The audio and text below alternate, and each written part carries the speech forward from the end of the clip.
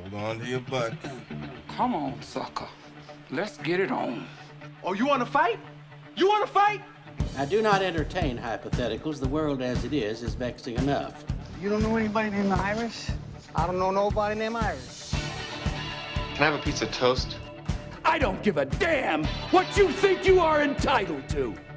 We are changing the course of history as we see it. That is what Wesley demands. How could you do this to me? Really, I want to know. Why did you do that? What you feel only matters to you. Step back for 1 minute and look at the big picture. And that's all. No, not for the real fire. We offer you a bond, a family that very few can understand. Help me. Help you. And don't do drugs. Or Whatever Movies with Wesley and Iris. What up, and welcome to Or Whatever Movies. I'm your co-host, Iris, and I'm here with my older brother, Wesley, darling. Today, we are reviewing a movie from 2021, Cruella, available in theaters and on Disney+. Premium VOD. Starring the chick from La La Land. Yeah. Emma Thompson and Richard Jewell. All the Emmas and Richard Jewell. You didn't like Richard Jewell all that much, as I recall, but Paul Walter Hauser, I thought, did a fantastic job for a very particular kind of role, which may be suited to him. Then came to Five Bloods, and boy, you didn't even see what I consider to be his disastrous turn on Cobra Kai. Be glad you missed that one. Oh, it's so awkward. He's the older, middle-aged dude who wants to be cool and walks into the karate studio in Cobra Kai with all the high schoolers. Oh. I like how he's the middle-aged guy when he's actually 10 years younger than you. This is what I'm saying. You know what I figured out just yesterday? I lost it. I forgot what it was. That was another sign of being old. It looks like we're going to couple this review with Mary Poppins. And in just a couple of years, I'll be the same age. I'm already far older than Dick Van Dyke was, and I'm almost Mr. Banks' age. Oh, well, Mr. Banks has a splendid life. Connection there, too. Emma Thompson, she is actually the creator of both major characters that we're going to be talking about today. The creator of Cruella de Vil and Mary Poppins? Yep, as evidenced in her role in Saving Mr. Banks. She was P.L. Travers. I like Emma Thompson. I'm trying to think of what I really love her in. Well, I think she plays this role ideally, this smarmy, above it, Miranda Priestley, Devil Wears Prada type character. Yeah, she's kind of a stuck-up pain in the ass in an education. I love that movie. Emma Thompson, though, notably, an Oscar-winning writer and actor. She won an Oscar in 1996 for Sense and Sensibility. She's kind of a stuck-up pain in the ass in Harry Potter. Another Harry Potter connection, I definitely felt like Emma Stone was channeling Helena Bonham Carter in Cruella. You know, I got that a little bit. I thought Helena Bonham Carter, who does the refined thing, can also be terribly scary. And she does the bob, when her performance as Bellatrix is awfully bobbly-headed, where she does that kind of creepy, unhinged head neck thing. Yep. And Emma Stone definitely channeling some of that. Maybe it was also just the crazy eye. Emma Stone is busy. Titular role in Cruella, Battle of the Sexes, The Favorite, the Maniac series, her Oscar win for La La Land. She's all over the place. Yeah, she's this season's Jessica Chastain. Not season, but more like... No, but it's a fashion term. Oh. So fashion brings me back to the original 101 Dalmatians, the animated film, which I have to admit I did not revisit for the purposes of Cruella. Nor did I, but I didn't need to. Kelly was on top of that. Oh, okay. So you got some important context here. Is Cruella from the original 101 Dalmatians a fashion designer? I know she likes Dalmatian pelts, but is she a fashion designer? I don't recall. I know that in one or two of them, because there have been several versions, she has been associated with fashion. I remembered her as being more of a Baroness type character. It's almost as though the Baroness was basically the Cruella of old, right? It was almost as though on screen she was juxtaposed with the younger, more modern, more hip version of herself. It was almost like passing the torch from old Baroness style Cruella to the new. Yeah, very complicated relationship between the Baroness and Estella/Cruella. So Estella starts off admiring the Baroness, and then hating the Baroness for having killed her mother. And then she finds out that her mother is not her mother, and that in a Star Wars-like twist, the Baroness is her mother, and then she hates her even more because of that. She plots her arrest and fakes her death. I think it was being aware of the Disney trope of parents dying, the Disney convention. But you know, for some reason, I kept coming back to Lilo and Stitch in this movie. It was like as if Lilo's parents, who were gone in Lilo and Stitch, had been murdered by Dalmatians, or by murdered and died by dog murder. And I think it started in school when we see Cruella, inexplicably, who has weird hair that fortuitously displays from a very early age the duality of her nature. When she gets into that fight, she does the closed fist Lilo hammer punch on that kid. Disney's got this thing where very occasionally it breaks all the rules. And like there's fighting in school and there's drinking in Cruella and all this stuff. There's no smoking though. The first Cruella where she didn't have her long-handled cigarette. Oh yeah. They also encourage self-immolation, which I thought was interesting and very risky. You think you're talking about risky for the movie or risky for the person who would set themselves on fire for dramatic purposes, for a dramatic entrance? I'm just saying, I create kids content. Our S&P team would have never let a character setting themselves on fire fly. How many kids are going to wrap themselves in toilet paper and try that? Or blankets. God. Well, blankets less flammable. Blankets are what you use to put out fires. If you're wearing a blanket and twirling around, I think it's going to catch on fire. Still, the implausibility. So the question is the grease paint makeup, is that flammable? Or would that actually protect her skin for a minute? I guess it depends on its water content. No matter what, that wig is going right up. Right. Well, that polyester wig, yeah. Probably a bad idea, and I'm not sure how the Disney law team let that go. I honestly thought that was deterrent. I thought, okay, well, you haven't offended me with the beginning. It's kind of dumb that she has Cruella hair from the beginning. But, they set it up, and how can you mess up the little kid story? Well, I guess you could, but they didn't. And I was tentatively optimistic. And then the fire thing happened, and I was like, here it goes. That's dumb. The flash paper robe? Which was obviously silk or satin or something. And that requires the suspension of disbelief from the very beginning. You're in a highly stylized Disney world and things are fantastic. And Hogwarts on the Hill is this fantastic party. And then the dog murder by digital dogs. When I realized that the dogs in large part were digital, I was like, oh no. Why were they digital? I noticed that too. I mean, dogs are pretty capable actors. And I felt like the emoting that they got from these CG dogs just made them Uncanny Valley-ish. Like, why not just get real dog performers? For a 101 Dalmatians origin story, very few dogs. I was like, why are the dogs digital? And Kelly's like, maybe they're going to talk later. That was a concern. But I thought, oh man, it's going to get really dumb and cartoony now. And we had those dumb cartoony elements. But Cruella achieved, I think, what a lot of movies have strove to do that didn't. And that is to create the bubble of suspension of disbelief in a way that when she uses her untested dress or skirt as a parachute, you're like, okay.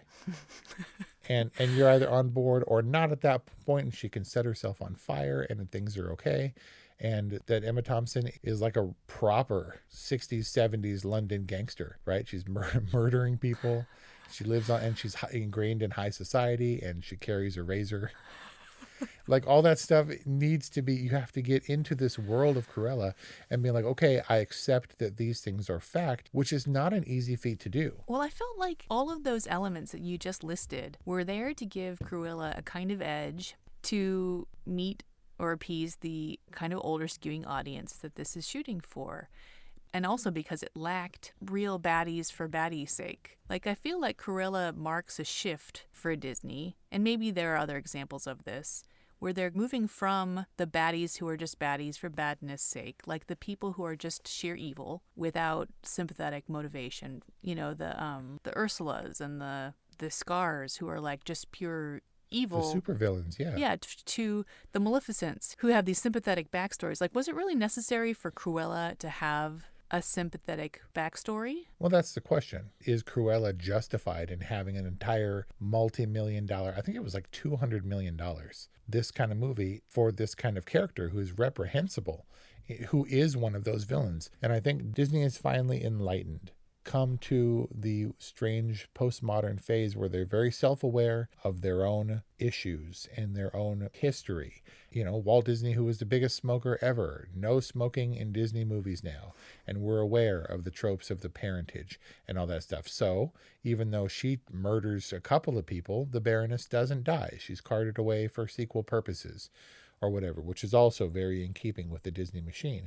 But Disney has reached the age of the antihero, where Maleficent is sympathetic and Cruella de Vil, of all people, is now sympathetic. I mean, do you think they went into the control room or whatever? Do you think they went into the focus group and were like, her name is Cruella Devil? Like, this is the one we're going to spend hundreds of millions of dollars making her sympathetic. And I did wonder, because we know this is, professed to be an origin story, and we know where this character is headed. Were we supposed to like her in the school? This is a question that I was asking myself. Were we supposed to be sympathetic with her parentage and everything that she goes through so she can then be terrible? And if she does go full terrible, will it be justifiable? And I didn't think that was possible, but still, in spite of myself, you found yourself rooting for this character even in her turn into the supervillain that she becomes. Well, Cruella's a lesser of the two evils between the two Emmas. Emma Thompson's Baroness character doesn't have a sympathetic backstory that as far as we can tell. But is that really where we want to be, is rooting for the lesser of two evils? I don't know. I was going to try to make a play on words like the lesser of two Emmas, but that doesn't work. So what I came up with just now is Cruella is the dresser of two Emmas. Get it? Get it? Hello? Like dressier? Like more fashionable? She's the fashionista. She's the better. Never mind. Do we feel like this is setting a trend? Because Janelle Camo, a.k.a. @VeryBadLlama on Twitter, tweeted something that made me roar. And it was, quote, "Looking forward to the upcoming Disney movie Gaston, in which we will get to see Gaston's parents murdered by literacy and respect for women." Unquote. Yeah. Where he's taken in by like a brewer and raised on like hauling sacks of grain and beer. That's pretty good. Because getting murdered by literacy isn't that far-fetched when you consider getting murdered by Dalmatian. Speaking of hearing you roar, there's been a lot of talk about this being a female Joker movie, and talking about Todd Phillips' Joker, where he is sympathetic and he has a terrible childhood and he's obviously traumatized, but his evil is somewhat sympathetic and you root for him. Joker is the hero of Joker for sure. Yep. And so we get this turn where Cruella is allowed to be evil in a so bad she's good kind of modern sensibility, but not so much Joker to me as she was distinctly Catwoman-ish.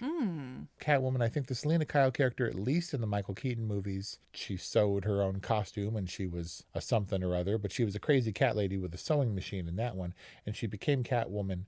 But for as much as Emma Stone strangely likes dogs in this movie, she was much more catty, and I think, and much more Catwoman-y.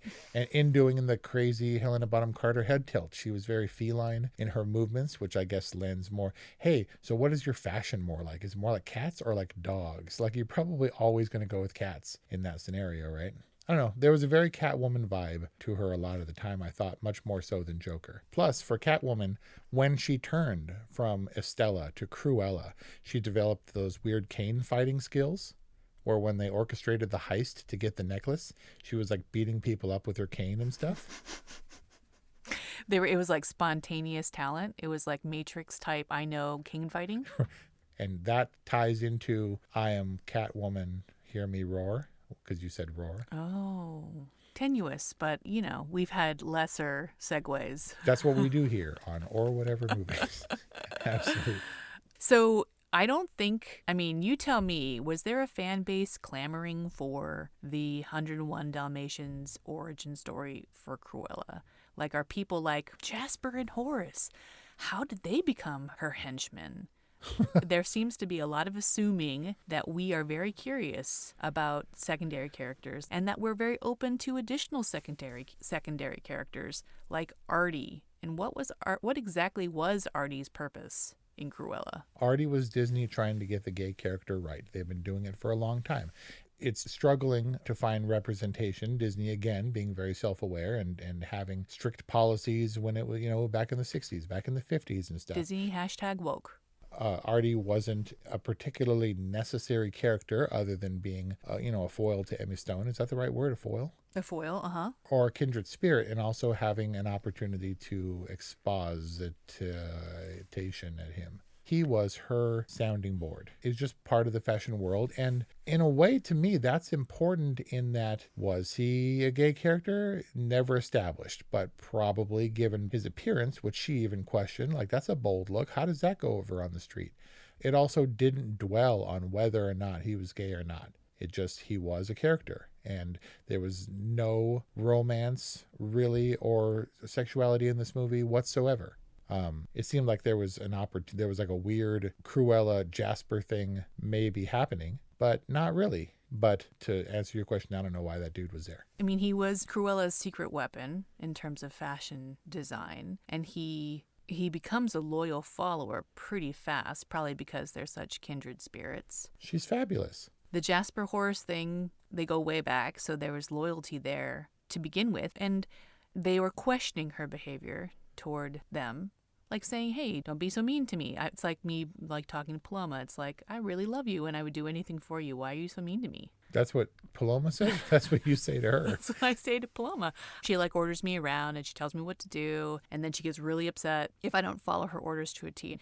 Anyway, so apparently their trajectory, if we're going to connect Cruella to 101 Dalmatians, is that they lose more brain cells and they become more, I mean, I don't really remember. Weren't they just lackeys in 101? Yeah, they were bumbling, capped, tweed-suited bumblers. Bumbling and at least, heavies. They had some backstory, and they weren't just blindly following her until it was time to blindly follow her.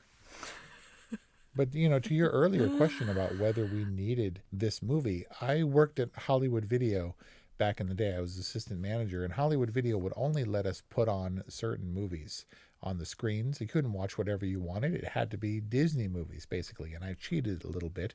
But I thought I knew The Jungle Book really, really well. And then recently when I rewatched it with Disney Plus, I got like 30 minutes in and was like, I don't remember any of this, which is weird because I thought I played it on a loop. I thought I knew 101 Dalmatians, and Kelly was right there. And she's like, oh, no, that's Anita Darling, and that's Frank the lawyer or whatever. And I was like, who? And so I didn't remember. Obviously, you remember Jasper and Horace now. All you have to do is see a glimpse of them from the cartoon movie, and you're like, oh, I get it, or the Glenn Close version. But these characters that were all set up for the adult audiences who remembered the 60-year-old cartoon, I didn't get that. So I kind of came into Cruella like equal opportunity. Like, give me a thing and I'll see if I jibe with it. But boy, am I not expecting to jibe with this. I was pretty resistant, as you will recall. Why do we need Cruella? Why do I care? It seems like this was engineered by Disney Science because they're like, hey, Emma Stone might be receptive. What do we got for her? We already did Maleficent. What do we got?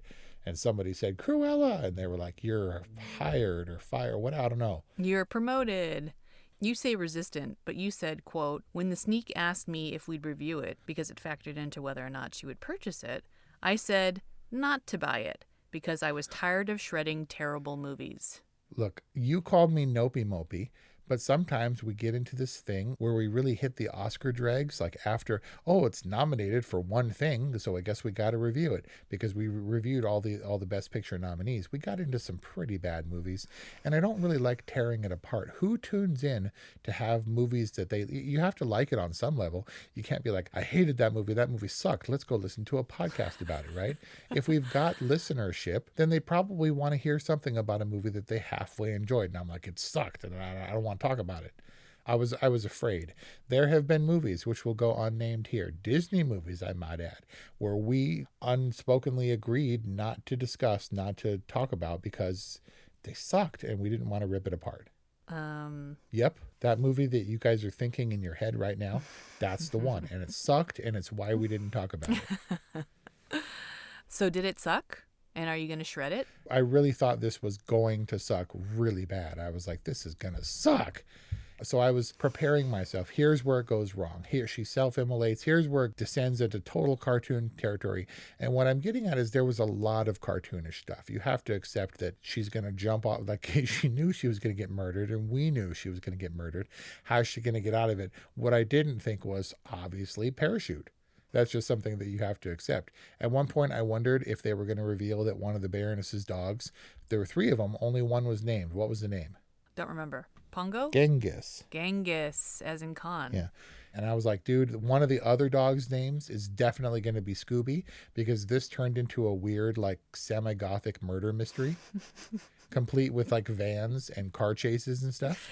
Well, the car chase was obligatory. You had to get Cruella behind the wheel of a DeVille at some point. Road raging. And with her hunched shoulders and crazy face. Which I didn't realize was an actual car. I mean, there's a coupe DeVille, and I think it's Ville, but, you know, liberties have been taken. The point is, the dumb stuff, you know, it worked okay in this particular bubble of Cruella.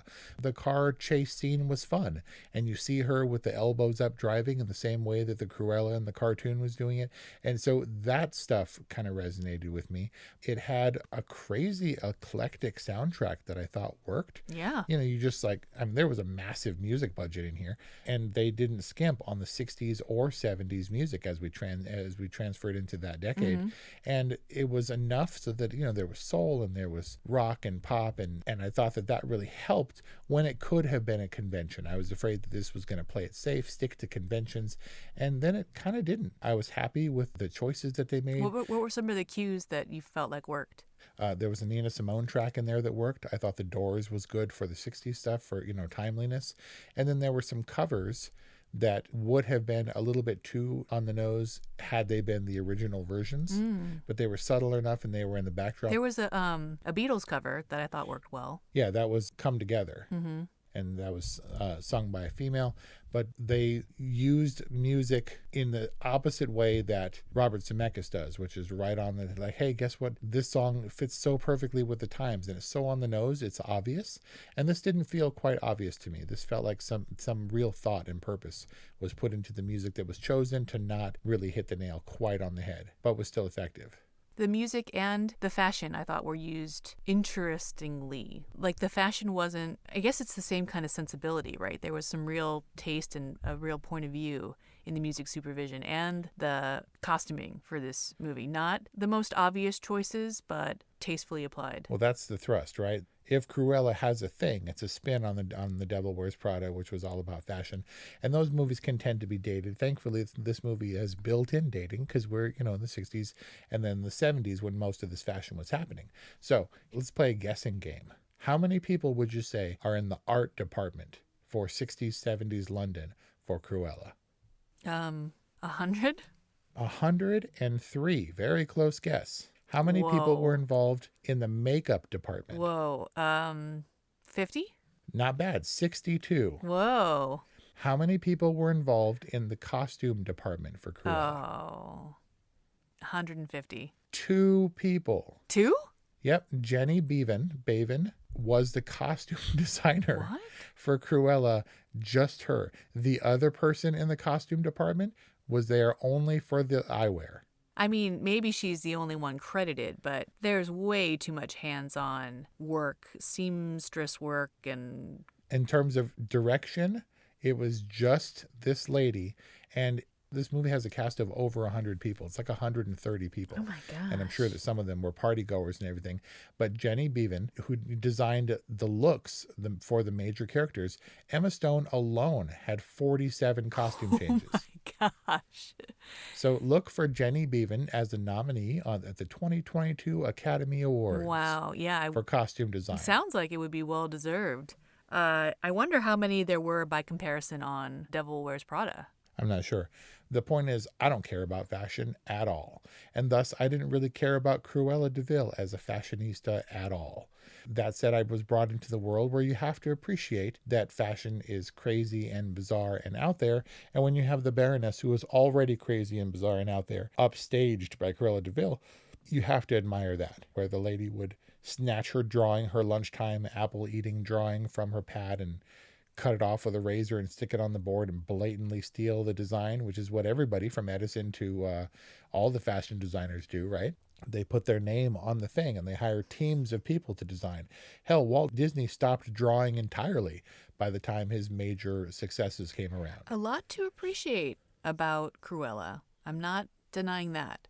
But does Cruella gel? Does it come together? Does it work? There was a lot of ridiculousness, the moth cocoons as part of the dress. And so fashion is a big mystery to me.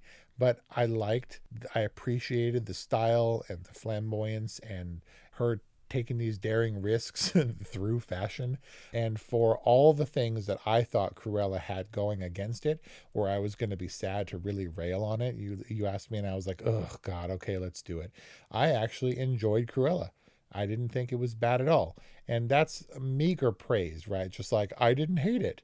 But it worked within this very specific bubble, and I was pretty happy with the romp and the entertainment and the fun and the intrigue and the fire and the murder and the misdirects. I was happily surprised by Cruella, and because I know you're now going to ask, I'm going to give Cruella an all right rating. Wow. Man, never thought I would say that about Disney live action again. Wow. But this is towering tall over Mulan. And Beauty and the Beast and that crap. I don't know, dude. If I want to take it just for face value, just as a piece of entertainment, sure. Yep, sure. That's what I'm going with. It could clear the bar. But really, like the Disney machine and the Disney science and the $200 million budget and this cast, like, shouldn't it have been a little bit more cohesive? Shouldn't it have been a little tighter? It's a rocket ride to the moon. And you're like, oh man, it's kind of rickety. Hold together, girl. And then when you get to the moon, you look back and you're like, thank you, rocket, for doing your job. Not to say that it wasn't a rickety pile like a bucket of bolts, but it got me there. All right, so serviceable film. Cruella delivers on the promise of the premise. You get an all right from Wes, a good from Iris. That's our review on Cruella. Available as a premium purchase on Disney+. 818-835-0473 is our hotline. Let us know what you think about Cruella or whatevermovies@gmail.com. Thanks for listening, and we'll see you next time.